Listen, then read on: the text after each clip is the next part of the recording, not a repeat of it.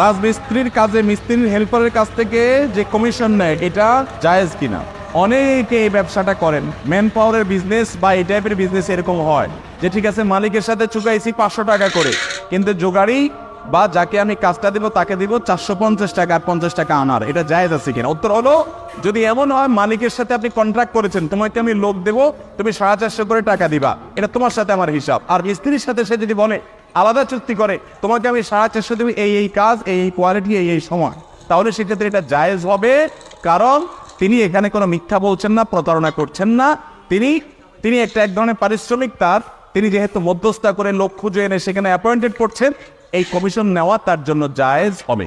কথা কি বুঝাতে পারছি? আর যদি প্রতারণা হয়, প্রতারণা কিভাবে? মালিকের কাছে বলছেন যে না আমি কোনো ল্যাপটপ নেবো না, আমি শুধু লোক দেখে নিব, তাহলে সেক্ষেত্রে মালিকের সাথে সে প্রতারণা করলো। আবার এদিকে যদি ওই কর্মচারীকে বলে বা ওই জোগাড়িকে বলে